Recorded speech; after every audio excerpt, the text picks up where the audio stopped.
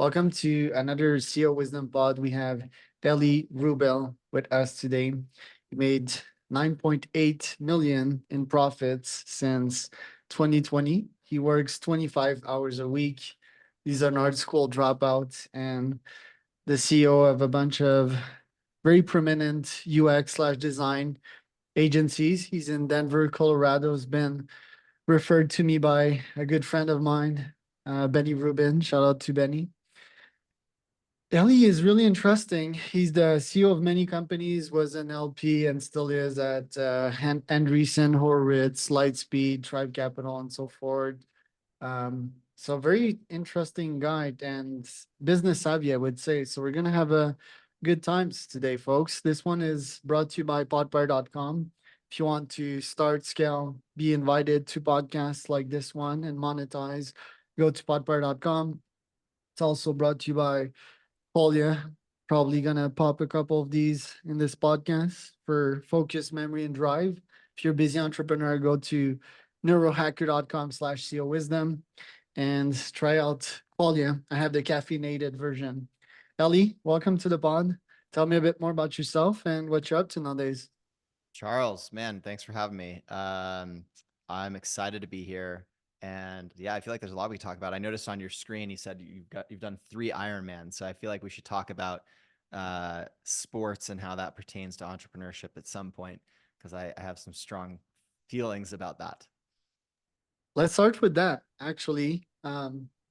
Yeah, one of the top 5 characteristics that I've observed in very high performers is that they're obsessed with sports and pushing their physical body to the limits. There's various theories behind that. I mean, you work 25 hours a week, can speak about that as well, but it's sort of hard to push yourself to your mental limit in this comfortable world nowadays. And I believe that sports are a good outlet of that. One of my best source of wisdoms nowadays is yeah, just doing these ultra hits. So I go on my roof here and then I literally do 1,000 squats, 1,000 push-ups, and crazy shit like that. And I get all these insights popping that I would not guess in other scenarios. I fill this brain with information, but I feel it's not often synthesized this information. And yeah, just spending time and filling this brain of mine with neurochemicals and going through the hardships, it magically creates insights, business insights, life insights.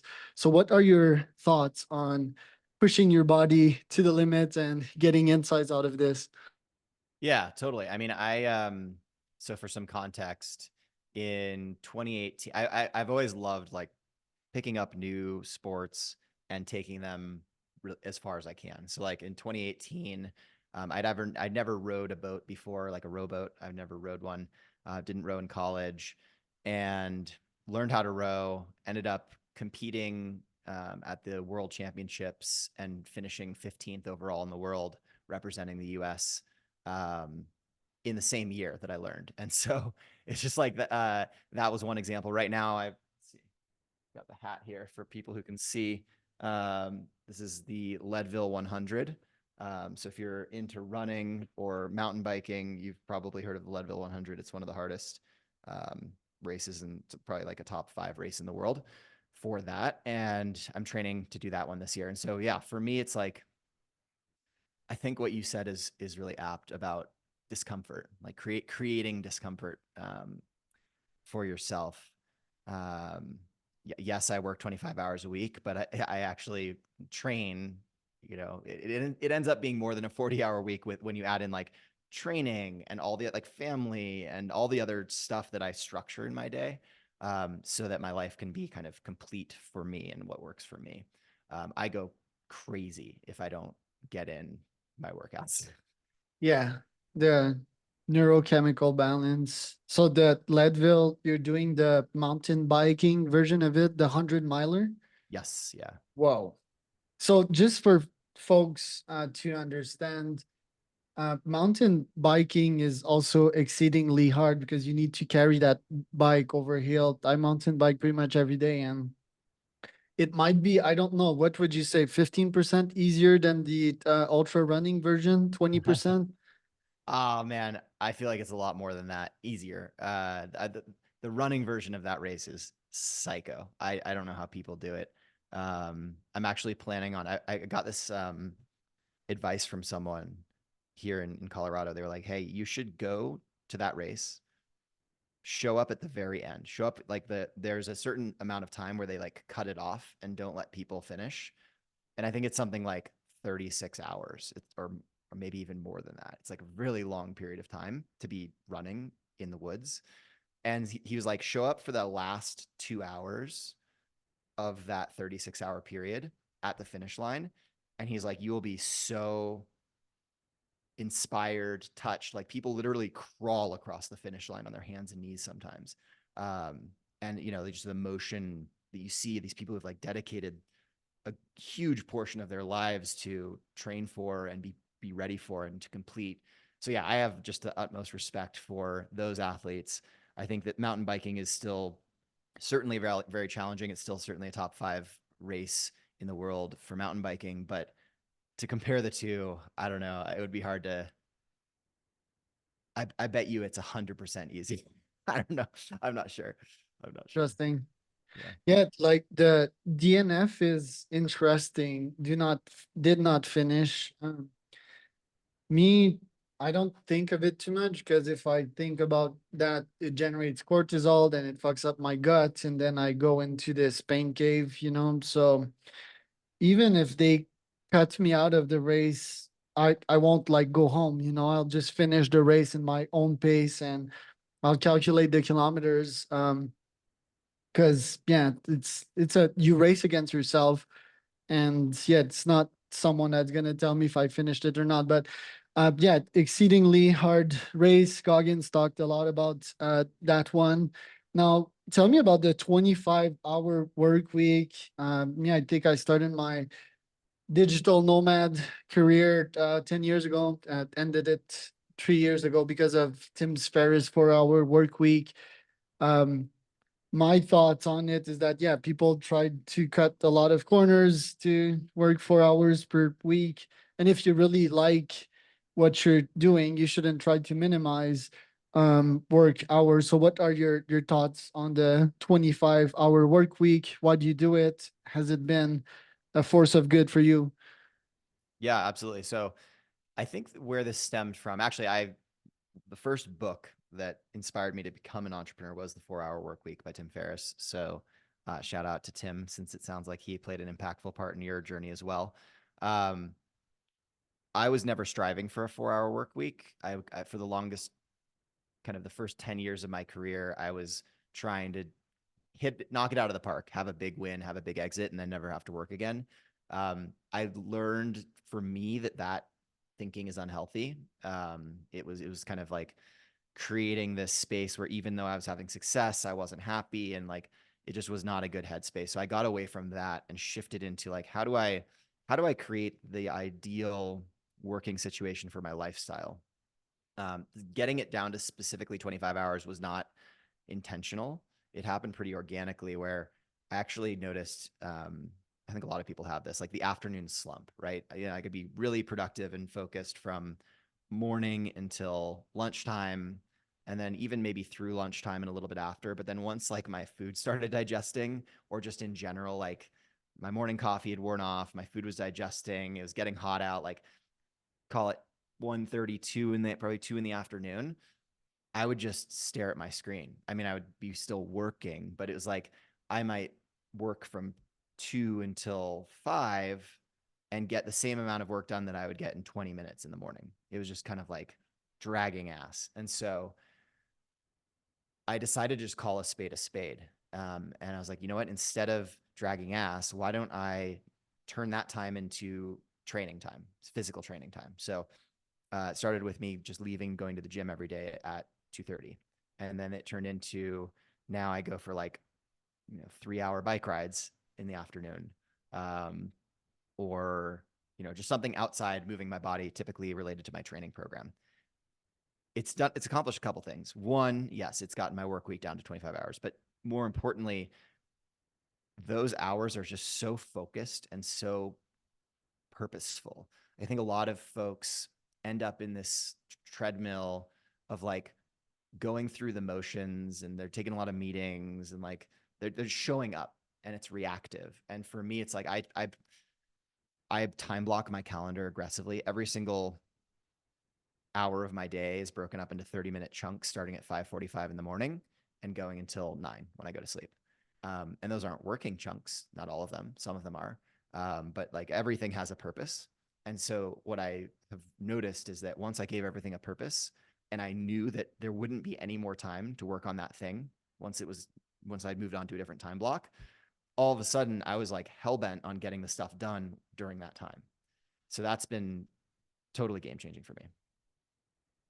Right. And 9.6 million in profit since the last four. So that's averaging 2 mil profits per year, which is quite good. Working 25 hours a week. What have been the most profit impacting actions that you've taken in these last 4 years to make that much profits?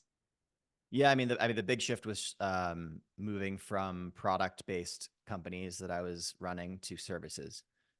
So 4 years ago, 5 years ago, I started my first services company, a marketing agency called Mattermade. We do performance marketing. And then last year, I started my second services business, which is No Boring Design. It's a design agency. And I have found that services businesses are, to me at least, the fastest way to start from zero and build something up to being highly profitable in a short period of time. As long as, there's I think it's important to pick, for me, to pick a niche that is already well developed. Like I think when I was younger, when I was a younger entrepreneur, I used to think I needed to come up with something new and novel. I thought that I had to be the first at something, or I thought I had to have like real clear differentiation from others. And you hear a lot of people say that. And I think, sure, in a perfect world, you'd be the first. In a perfect world, maybe actually, I don't even actually know. I don't agree with that. In a perfect world, maybe you'd have like very clear differentiation from others. But at the same time, in a crowded world, when you aren't the first, it means that there's a lot of money being spent on that category already, which means you're not fighting for budget necessarily, which means, they're not creating like a new line item on their P&L to hire you. They're just choosing the best person to solve the problem. And so becoming the best person to solve the problem for me was a pretty straightforward, easy to understand business puzzle. And I've developed kind of a skill set and have fun solving that problem. So that's what's really led to that kind of big uptick for me in profitability. And what's your special mojo? How would you describe yourself? And are you stressed nowadays? It's funny. If you'd asked me that question 2 weeks ago, I would say no, chilling. The last 2 weeks have been wildly stressful for me. This week actually, I think, is maybe my most stressful week of the year. So you caught me at an interesting time.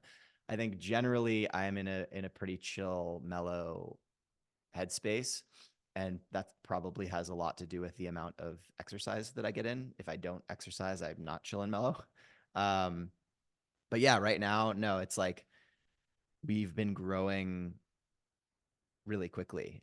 We had a big growth spurt. We had a marketing campaign that went really, really well, and the team essentially wasn't ready for it. They weren't expecting that much growth, and so now we're in this place of like playing catch up on hires. And actually, there's two things happening right now. The first one is that like demand came in faster than we were expecting.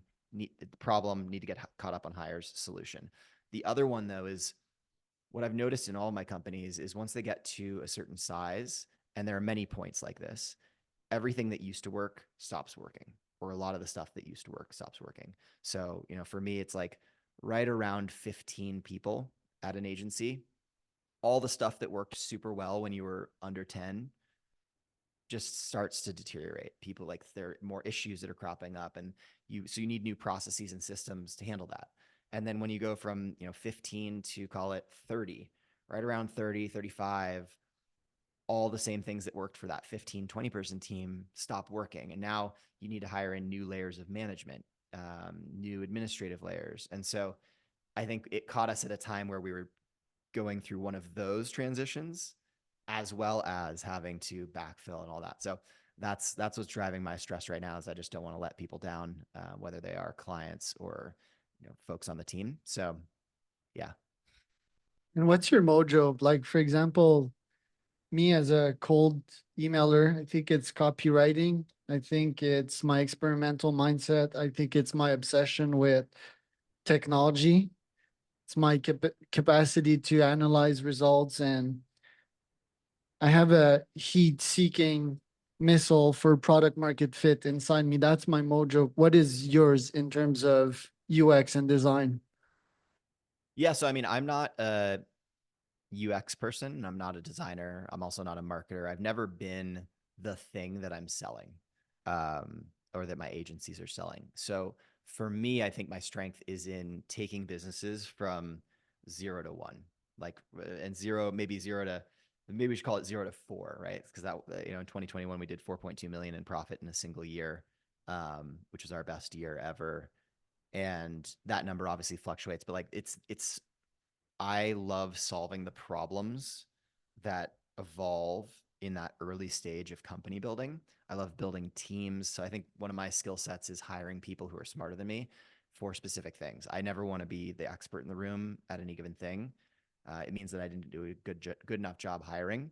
I want to have experts in each of their own categories who are making suggestions, rolling out plans, and I'm just there to essentially enable their success and cheer them on and point them in the right direction to some extent at the highest level. um, I think I'm very, very good at delegation, which kind of tees into that. I don't have the entrepreneurial hero complex. Like, I don't need to be the person who's seen as winning, or the person who's seen as um, coming up with a solution. All I care about is our growth, and that our clients are happy. And if the janitor comes up with the solution, all the better. So I think that's another skill set of mine. Price sensitivity testing is something that I notice a lot of people don't do much of. Um, and we do a ton of. I'm constantly thinking about price, and I'm constantly testing price. We actually drove um, our nearest competitor's price for Mattermade back in the day. Their price was they were charging like 10 to 15K a month. We were charging 45K a month for essentially what on paper looks like the same service. And so over the course of time, we like basically helped drag their price up as well, just because we were so rigorous with our price sensitivity testing. So I'd say pricing is another category that I feel very strong in. Analyzing your posts as well, it feels like the 25-hour work week, you do one thing well, and that's recovering.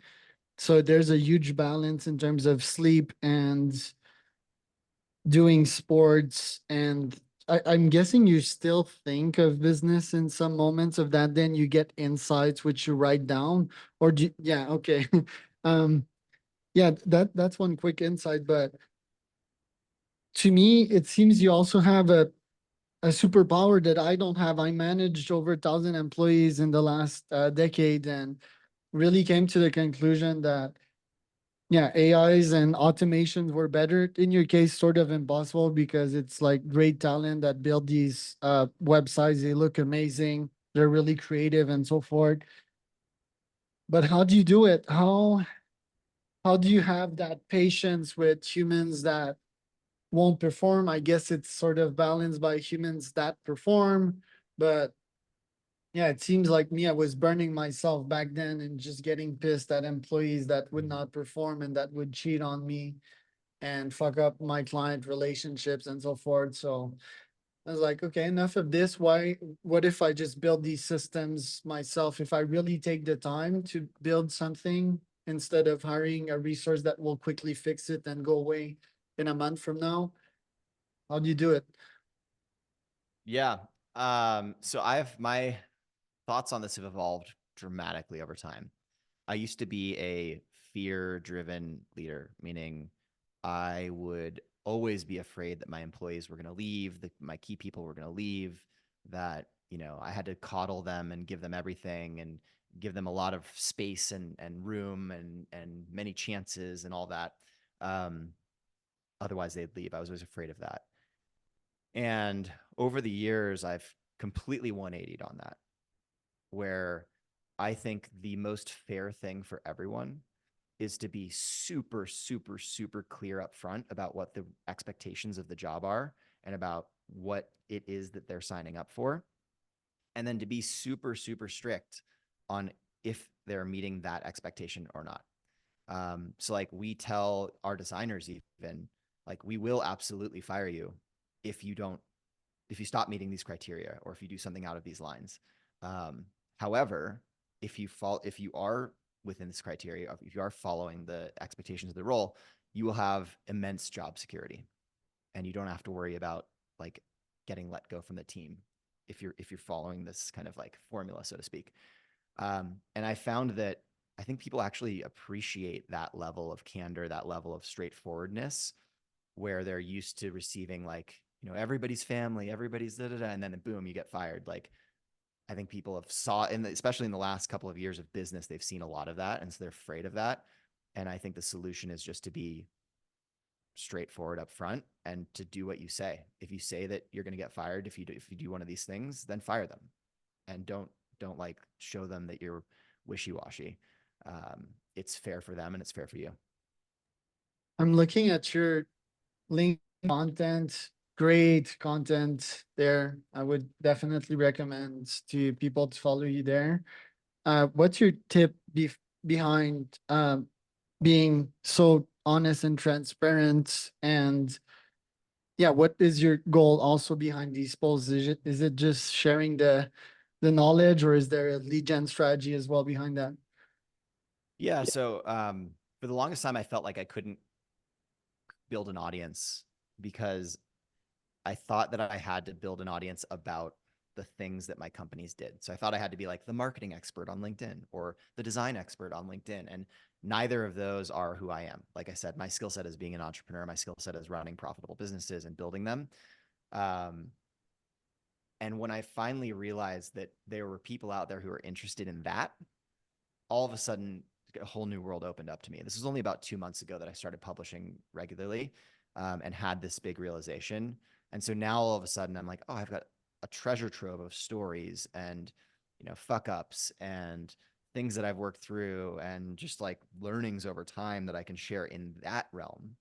And so that's what I'm kind of hell bent on sharing right now out in the world is, I wish that, especially on LinkedIn, you could also say on YouTube, but especially on LinkedIn, most of the content you see there is about the wins, right? People are posting their wins, they're putting their best foot forward, they're making themselves look as shiny as possible. And what they're not showing is like all of the hard work and tears that took that were required to get them to that point. And so for me, my ethos on vulnerability right now is that I think that as long as you're willing to be vulnerable like that, people will reciprocate because you're speaking to the side of them that's like the truthful side of theirs, like deep down, that they might not feel comfortable talking about out loud, but it'll resonate with them deeply. And it's been really interesting to see like these posts where, I'll get a certain amount of comments on the posts, but then I'll get like text messages or DMs, sometimes from people that like I don't even know. And they're like, hey, like this spoke to me deeply. And it actually was like really impactful and this big decision I needed to make. And just stuff like that, like really gets me going, to know that I can have some amount of impact in other people's lives just by sharing some of the hardships and some of the wins and just like my own journey. Um, so yeah, that's kind of what motivates me. I think long term, sure, like I think having an audience only gives you more leverage in business, and so whether that's launching new companies and having an audience that's interested in the things that I'm building, or just driving awareness to my current companies, I think only good things can come from adding value to an audience that trusts you. Thank you so much for today, Eli. Can you tell us where to find out more about you in the company? Yeah, absolutely. So you can find me on LinkedIn. It's Eli, Eli, last name Rubel, Rubel. You can also find me on YouTube. That's where I publish a lot of like how-to videos on entrepreneurship, a lot of like very detailed stories on my journey and things that have worked for me, how to land your first 10 customers, et cetera. You just search my name on YouTube, and that channel is called In Pursuit.